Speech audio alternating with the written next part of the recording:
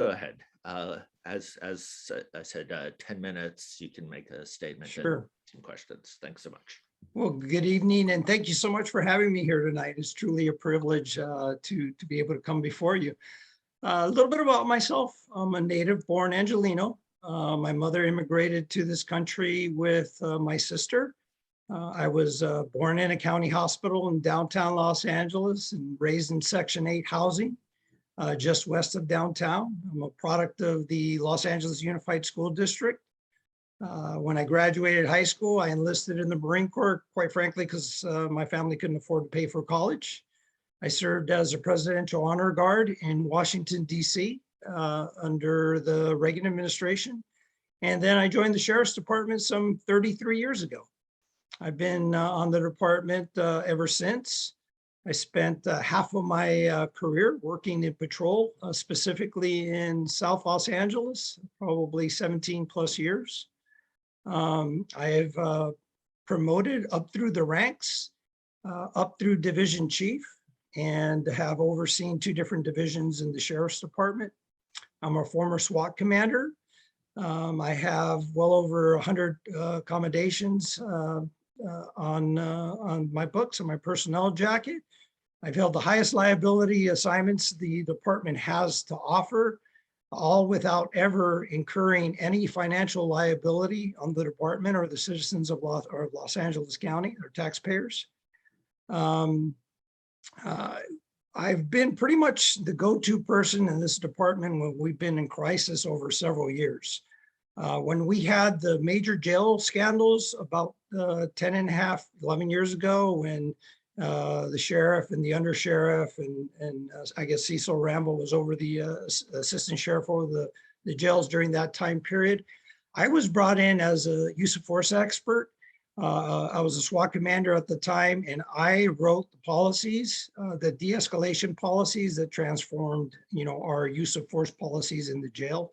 And I was one of the ones that came in that created the de-escalation training that we utilize today, that was embraced by the Citizens Commission on Jail Violence that the Board of Supervisors put together. Later in my career, those that have followed the Sheriff's Department remember all the scandals involving Reserve Forces Bureau, and we had quite a few reserve deputies that essentially had about 8 or 9 weeks of training, were given a gun and a badge, and essentially it was a reward for financial contributions to the sheriff. We had a rank structure in the reserve program that went all the way up to the undersheriff. Well, I was brought in to restructure that entire program. It was the largest reserve program in the country. I eliminated the reserve rank structure, and I eliminated that 9-week reserve program.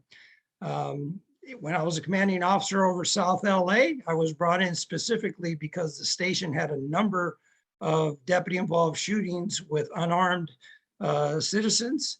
And we were inquiring quite a few lawsuits as a result of that. Based on my training and experience, I was brought in. I created a training program internal to that station, unique to that station, that during my tenure as the captain eliminated state of mind shootings. We had none during my time period over there. But more importantly, I invested heavily in the community. I built tremendous relationships with not just the community itself, but our businesses, our children. I invested very, very heavily in our at-risk youth, creating mentoring programs, tutoring programs. And because I work so closely with the businesses to help stimulate the local economy, we created a partnership in which we hired our kids when they turned 16 years old so we could keep them in our program, and we mentored them all the way through a graduation by providing that level of employment for these kids that were in a very difficult time in their life. Personally, my wife and I have invested heavily in our communities by fostering. We were foster parents for many years. Our kids did not come from the regular foster care system. Our kids all came from our personal contact with them in the field when they were in crisis. and we had the privilege of opening the doors to our home and bringing them in. One of them we actually adopted as our own. One of the things I'm most passionate about is getting to the root causes of crime in Los Angeles. And the reality is that when we look at holistically what the issue is, it starts with our kids and the lack of opportunities, especially in our inner cities, or with our kids of color. So that's something I've been passionate about, because I recognize that if we can prevent our kids from coming into the criminal justice system or diverting them away from the criminal justice system when they're early, in their first contacts, then we can prevent, kids that become institutionalized. So I've been a champion of that. I've been the balanced individual who has helped keep Los Angeles safe, but I recognize that the most important thing for Los Angeles County, I believe, is you will never be able to attain public safety if you don't have public trust. And that's why I've invested so hard in working in my relationships with our elected officials in our communities. As a matter of fact, just a little bit more, if you look up the Vera Institute for Justice, it's a national organization, and they audit law enforcement. And they've been very critical of us. But when I was a commanding officer of South LA, my station in 2013 was the National Police Station of the Year. And we were recognized because of our transparency and accountability, not just internally, but externally. And today I'm running for sheriff because I've never seen Los Angeles as divided as it is today. And I believe that the sheriff of Los Angeles County needs to be a unifier, not a divider, somebody who instinctively looks for the redeemable values in every human being that we contact, regardless of the circumstances that we find themselves in. This is what I've modeled for my deputies throughout my entire career. Somebody who esteems others greater than oneself, and someone who has the respect of our personnel. Now, that doesn't mean I'm the most popular person in the world, but I'm pretty well respected because I've modeled that balance of, taking care of our employees, but holding them accountable and showing that same level of passion for the communities that we serve, because I came from those communities.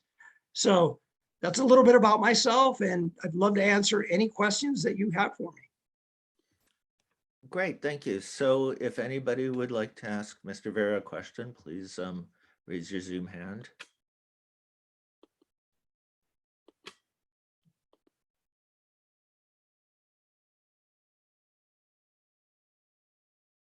And I see a question or a statement here on by Brittany Nichols to everyone. I would love to, I would answer that question if you want me to.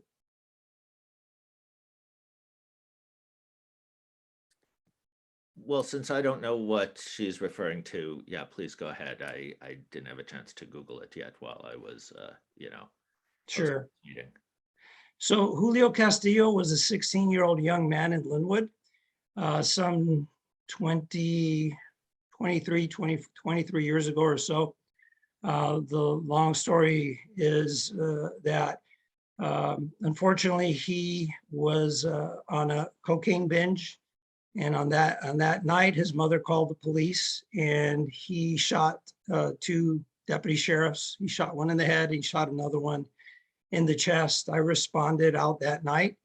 And during that evening, Julio picked up his rifle, reloaded it while we were giving him commands, to drop the weapon. And unfortunately, it led to a shooting. I fired one round, and it was a fatal round. And Julio passed away that night with that shotgun across his chest. There was an investigation by the sheriff's department. There was an investigation by the district attorney's office, and there was an investigation. There was a lawsuit. I was cleared on all of them. And in the lawsuit, I was exonerated as well.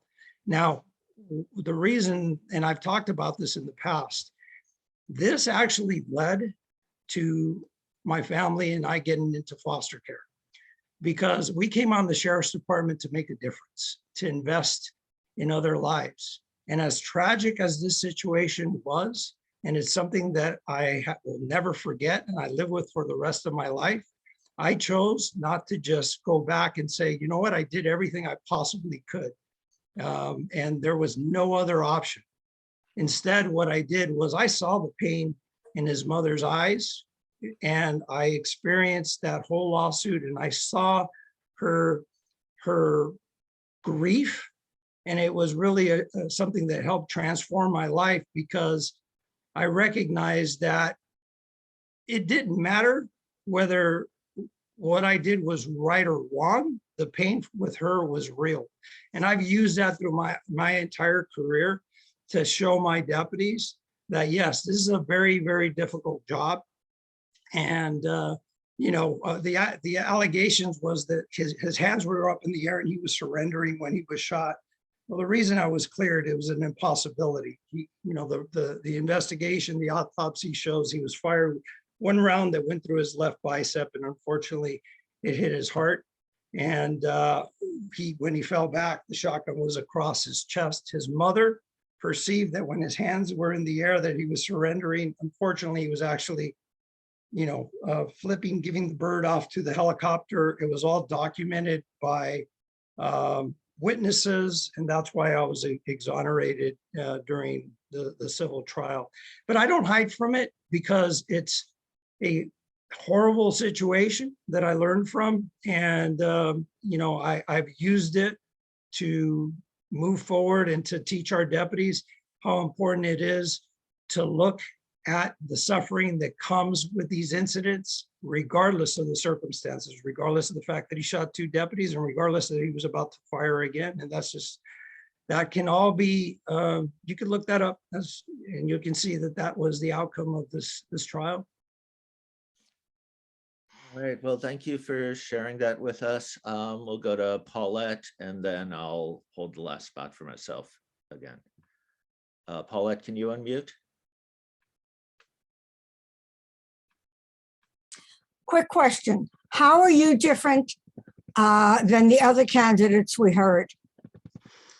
Well, quite a bit of difference. So for me, I've actually come up through the ranks in the organization. Part of what we're seeing in the current sheriff is that he was a lieutenant. So if you can imagine the largest sheriff's department in the country, and now you have the essential to maybe a manager at a local in and out becoming the CEO. Well, there's a lack of knowledge with county governance. There's a lack of knowledge in contract cities. There's a lack of knowledge and relationship at the highest level with our elected officials. That's non-existent. The prior sheriff, we have a candidate that's a local police chief that's now running for this office. The prior sheriff was a Long Beach police chief. Part of the reason that he failed was it took him 4 years to learn this department. This department is mammoth. Police chiefs don't deal with court services. Police chiefs don't deal with custody, and they don't know it.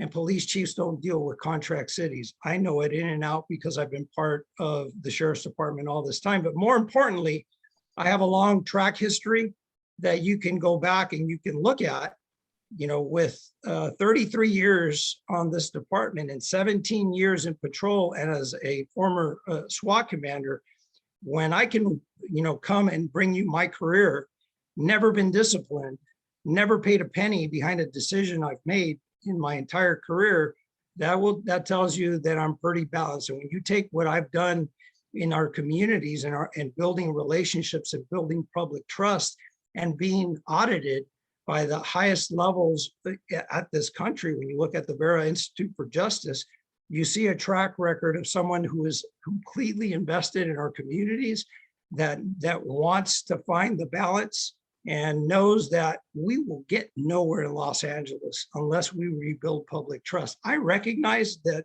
we've chosen a career that we're going to get criticized, and people have the right to criticize the sheriff's department.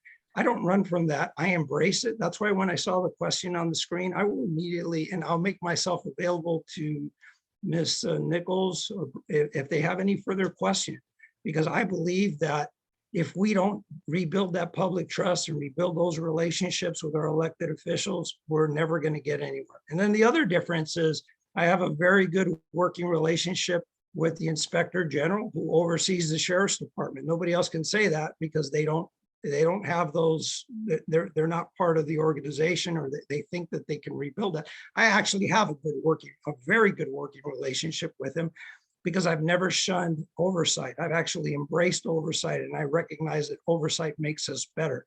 I was responsible for creating the body worn camera program that we're utilizing in the field, and I wrote the policies for the body worn camera. So I bring a level of knowledge of the organization that others don't have, and I'm still part of the organization, so I understand the failures and the strengths and how to get things done, and how to rally the men and women of this organization to start to change the way we conduct business, because we cannot conduct business the way we've always done. We need to get to that model that's based on relationships, the model that I was doing when I was a commanding officer of South LA for years, that showed, that level of success and that level of trust that we need to have. Thank you. Sure. Great, thanks. We are running, already behind schedule. I appreciate everything you've had to say, but I do feel like I would be remiss in not asking, do you think the Sheriff's Department has a problem with deputy gangs? And if so, what do you plan to do about it? So when Alex Villanueva was elected, I volunteered to take on that whole issue. I asked him personally, and I devised a plan that would eliminate and create policies and change the culture to eliminate any station tattoos across the board, across all of the Sheriff's Department. And we started down that process. If you Google it, you'll look in the newspaper, you'll see that under my leadership, we had moved 36 individuals out of the station. And the reason we did that is I was trying to change the culture. I wanted to figure out how we brought in new personnel.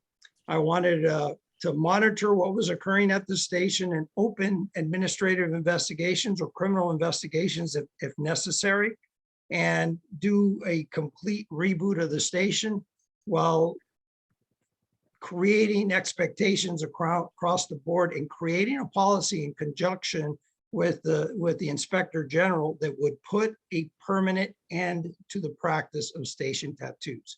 I'm the only person that is running for sheriff right now that you can verify that it has addressed for years this issue and has addressed over 500 deputy sheriffs on this department as to why this practice needed to stop.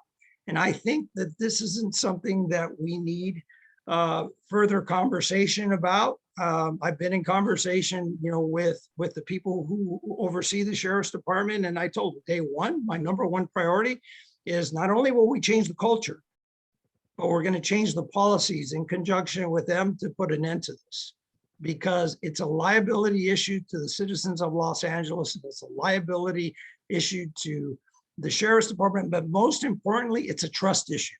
If we have secret societies in law enforcement, that does not garner the public's trust. And I've never bought off on the fact that you work one of those stations, you have to have a tattoo. I work every one of those stations and I don't have a tattoo on my body. I've never believed in that. And that's why I've taken the position that I've taken throughout, and that is actually very much verifiable. Unfortunately, under Alex Villanueva, he didn't allow me to do the heavy lifting and get rid of, the individuals that we needed to address that were the most problematic in the station, and address them in a manner that would have conducted, further investigations and had a permanent end to the issue. You need the support of the sheriff to affect that change. And as a matter of fact, that's the issue that ended up getting me demoted from chief to captain, because our chief to commander, because I was pretty relentless on how how important this is and how much it needs to go away. But he was more interested on being popular, unfortunately. Great. Well, thanks so much for joining us tonight.